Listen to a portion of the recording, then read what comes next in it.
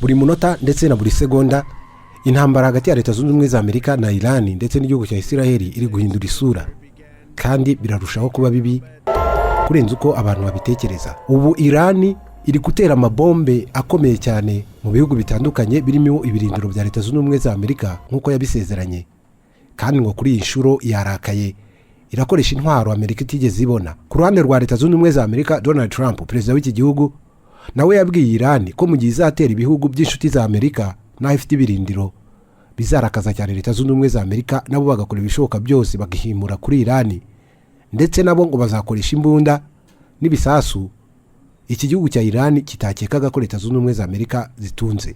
Iran nkaho bidahagije uyu munsi yagerageje ibindi bishoboka, ikora ibitari byitezwe n'uwari we wese, irasa ku biro bya minisitiri w'intebe wa Israel Benjamin Netanyahu.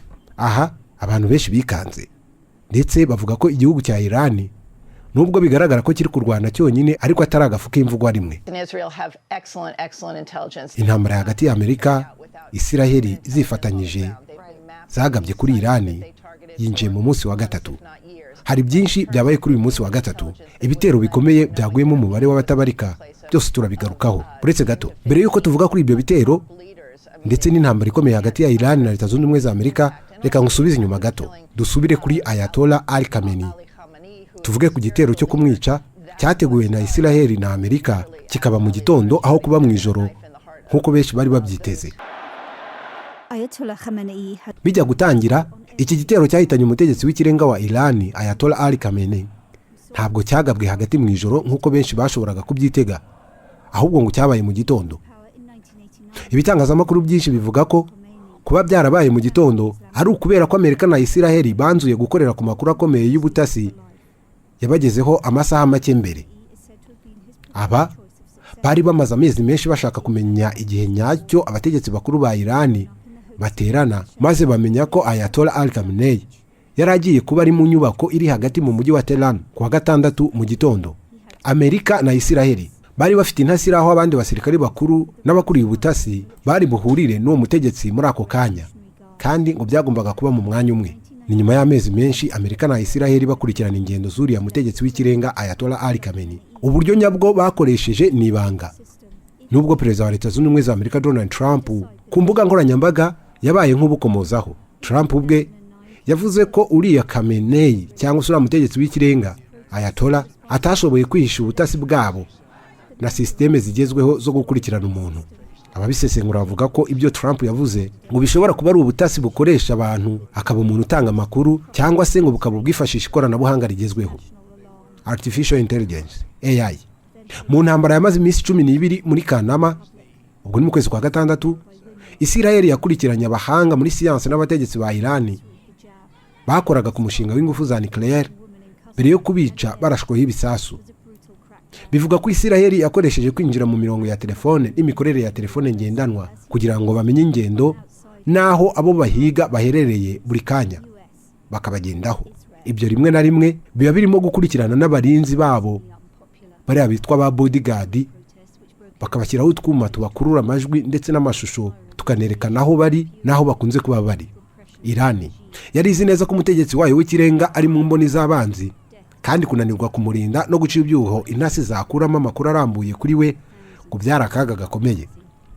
Abamurinda kandi bashoboraga kuba barabonaga ko igitero cyo kumanywa kuri Ayatollah gisa nk'ikidashoboka.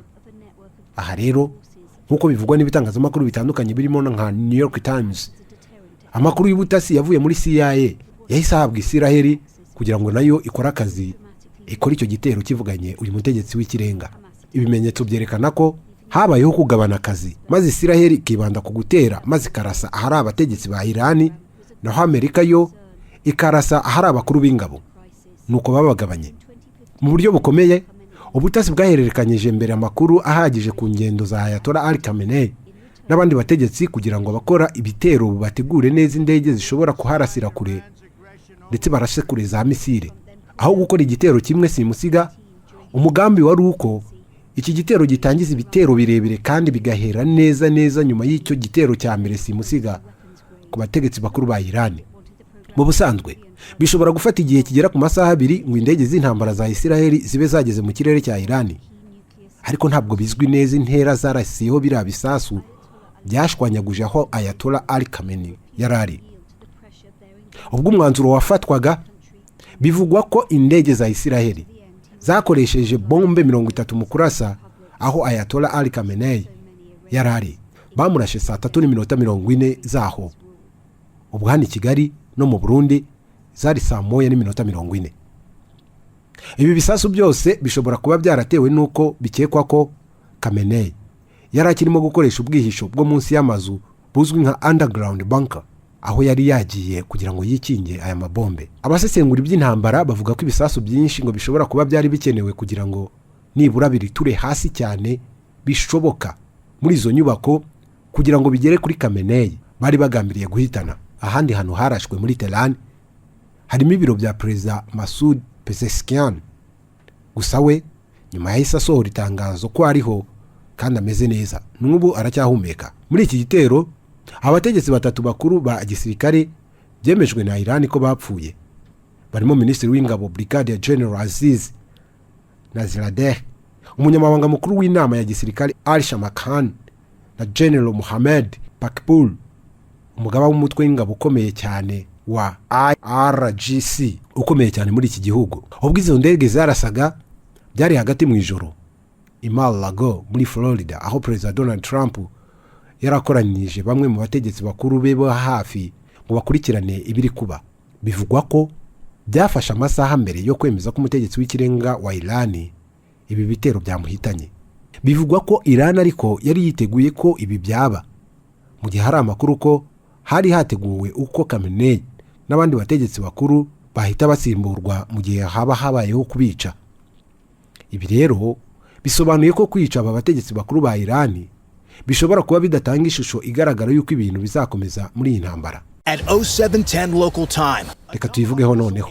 Binjiye mu munsi wa gatatu w'intambara hagati ya Leta Zunze Ubumwe za Amerika zifatanyije na Isiraheli. Ubu bari kurwanya igihugu cya Iran, ariko nacyo ntago cyicaye, kibamereye nabi. Ni babiri kuri umwe.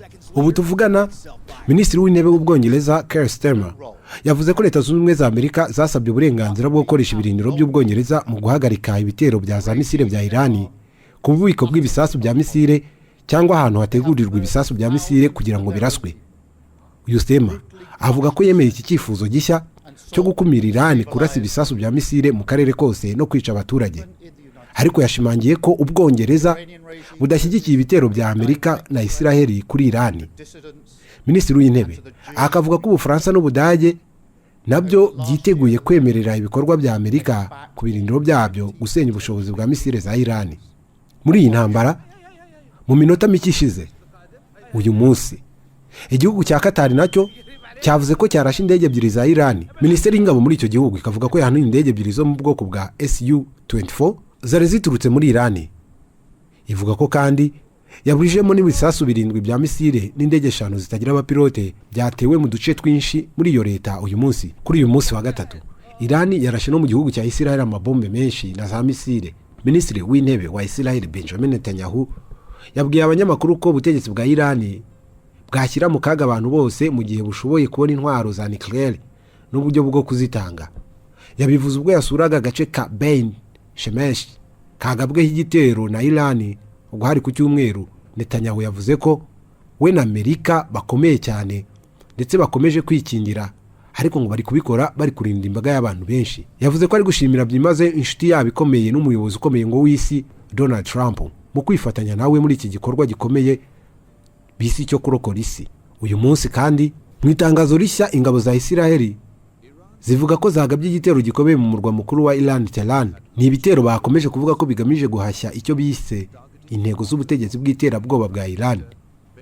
Muri iri tangazo rishya ingabo za Isiraheli zivuga ko zishe Sayed Azad Hamidi, minisitiri wungirije w'ubutasi wa Iran ushinzwe ibibazo bya Isiraheli. Ni itangazo rivuga ko Jalal Pul Hussein, umuyobozi w'ishami rishinzwe iperereza muri minisiteri y'ubutasi, nawe yishwe, ndetse hamwe n'abandi bayobozi bakuru ba leta. Icyakora ntabwo isobanura uburyo cyangwa igihe n'ahantu biciwe. Ni itangazo ryongeraho ko kandi icyicaro gikuru cya minisiteri y'ubutasi ya Iran Tehran cyagabweho igitero gikomeye mu gihe gito. Kuri uyu munsi wa gatatu w'intambara, minisiteri y'ingabo ya Kuwait yatangaje ko indege nyinshi za gisirikare za Leta Zunze Ubumwe za Amerika zahanutse mu gitondo cyo kuri uyu wa kabiri. Abari bazirimo icyakora ngo barokotse. Umuvugizi w'iyi minisiteri Colonel Sayed Ali Atwan yasobanuye ko izi ndege zikimara guhanuka ubuyobozi bwatangije ako kanya ibikorwa by'ubutabazi, bakura abari bari muri izo ndege aho zaguye babajyana ku bitaro. Bigaragara ko nta kibazo gikomeye bari bafite. Iyi ni The Zoom TV 24. Uturakanda subscribe na ukamenyetso kanditseho subscribe kugira ngo uzajye ubona n'andi makuru n'ibindi biganiro bikoranye ubuhanga nk'ibi utasanga ahandi. Twishimira ko muri kudukurikira. Ndabashimiye.